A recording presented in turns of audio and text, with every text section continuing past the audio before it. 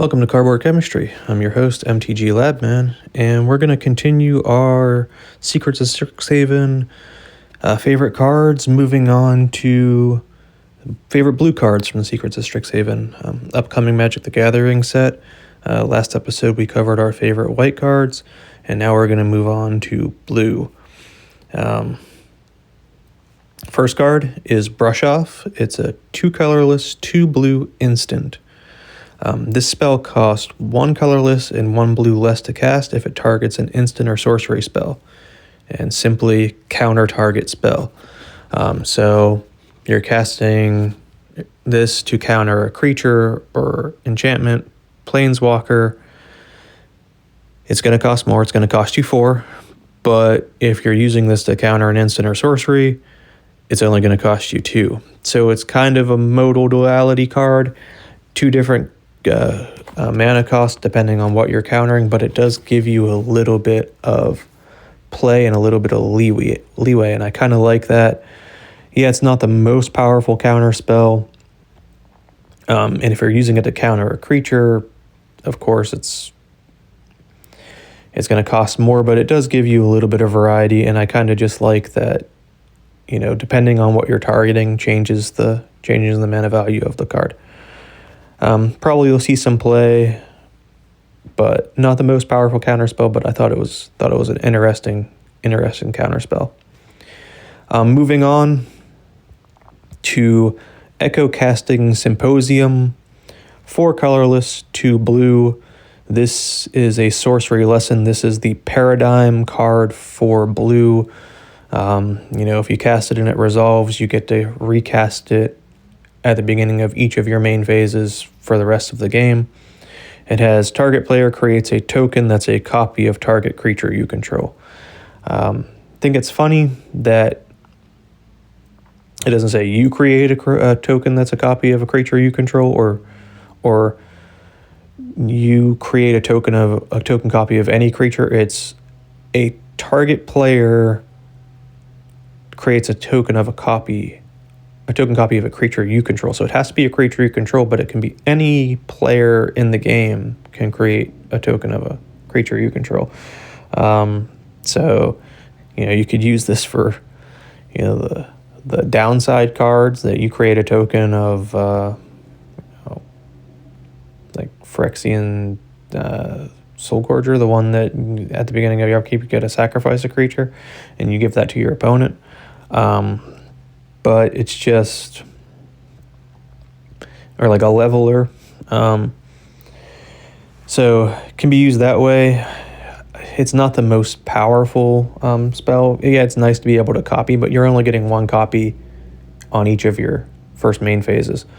If you are running extra turns, then yeah, you can subsequently get extra copies, multiple copies. But like I said, I'm kind of waiting to see how the paradigm cards shake out. They seem okay. They're not the most powerful abilities, but I don't think they could put a super powerful ability that was going to trigger each one of your main phases. So they had to keep them tame. Like I said, I'm going to wait to see how they shake out. Moving on, we have the blue Emeritus. We talked about the white Emeritus in the last podcast episode. This is the blue Emeritus. Emeritus of Ideation, 3 colorless, 2 blue, for a 5/5 human wizard with flying, ward 2. This creature enters prepared. And then whenever this creature attacks, you may exile 8 cards from your graveyard. If you do, this creature becomes prepared. So unlike the white Emeritus, the Emeritus of Ideation enters the battlefield prepared. So if you flicker it, the flicker enters prepared. It also has the ability to re-prepare it by exiling 8 cards from your graveyard. If you do, it becomes prepared. The spell on this is Ancestral Recall. Ancestral Recall, super popular card because it's 1 blue instant and target player draws 3 cards. Right, this is like a reserve list spell that is now on a body. Granted, drawing 3 cards for 6 mana is a fair exchange.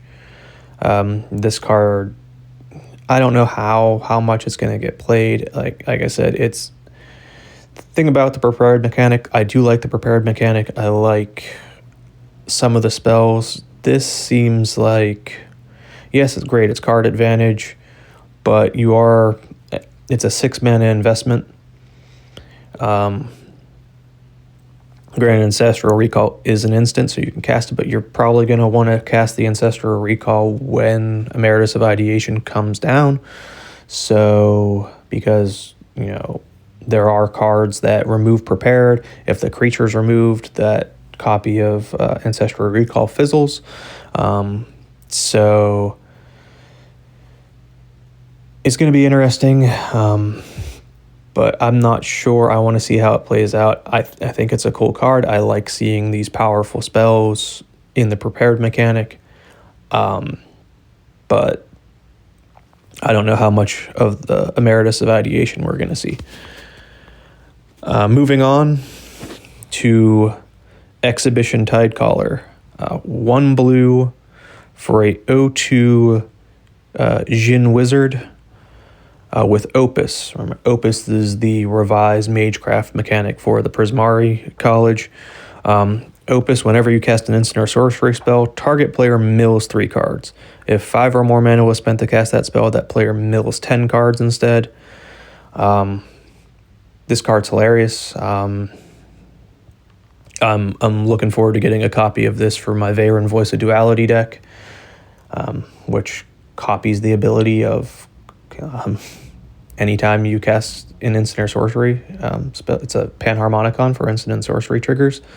So with Veyron out, this is whenever I cast an instant or sorcery, target player mills 6 cards. So real fun, going to be a powerful card. I like the Opus mechanic that gives you an added benefit if you're casting higher mana value spells. But still gives you a benefit for casting cantrips. Veyron's a very low to the ground cantrip style build, so it's nice to see a benefit for both spell slinging types. Moving on, we have Flow State, 1 blue and 1 colorless for a sorcery. Look at the top 3 cards of your library, put 1 of them into your hand and the rest on the bottom of your library in any order. If there is an instant or sorcery card in your graveyard, instead put 2 of them into your hand and the rest on your bottom of your library in any order. This is a 2 mana. Look at the top 3. You're typically going to be running this in Spellslinger. You're going to have instants and sorcerers in your graveyard. Like so. Look at the top 3, put 2 of them in your hand and put 1 on the bottom of your library in any order. Like, seems like a no-brainer. Doesn't count as drawing the cards, but you get to put them into your hand. It's like a stock up, and it's going to be a powerful card. We see how much stock up is for an uncommon. This is probably going to be very similar to stock up in price. Moving on, we have Mana Sculpt, 1 colorless and 2 blue for an instant. Counter target spell. If you control a wizard, add an amount of colorless equal to the amount of mana you spent to cast that spell at the beginning of your next main phase. This is a wizard typal mana drain, and I'm all for it. Right in Strixhaven, of course, a lot of wizards. You're running a Prismari deck or a Izzet deck. You have a lot of wizards. Wizards are the blue creature type from the old Onslaught blocks, so it's not uncommon to have a wizard. If you have a changeling, you have a wizard. So real nice counter spell. Get a mana boost on your next main phase, and you're good to go. Moving on to the last card in blue. Blue's a lot shorter list than I thought it would be, but some fun cards, some powerful cards. But the last card I want to talk about is from the Commander Precon for the Quandrix College, and that's Owlin Spiralmancer, 3 colorless, 1 blue for a 3/4 bird wizard with flying and vigilance. Whenever you cast your first spell with X in its mana cost each turn, you may copy it. You may choose new targets for the copy. A copy of a permanent spell becomes a token. X spell decks are pretty self-explanatory. The new Zimone cares about X spells. The old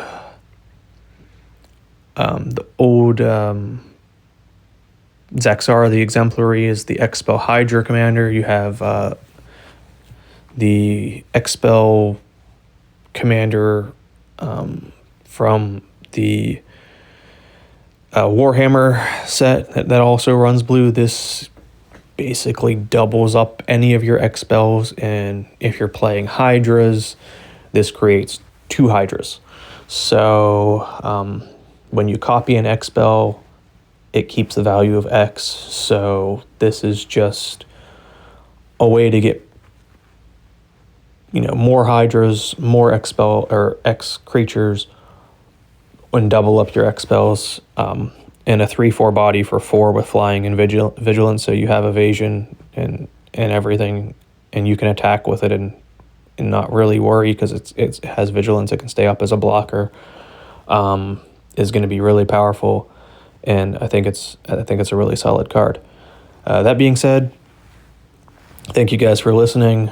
Feel free to like, share, comment, subscribe. Let me know what your favorite blue cards are from Secrets of Strixhaven. Let me know in the comments, how you're feeling about Secrets of Strixhaven. I think this is a really solid set. I'm hoping it does well, and I'm super hyped to see this set come out. And I'll catch you guys on the next one.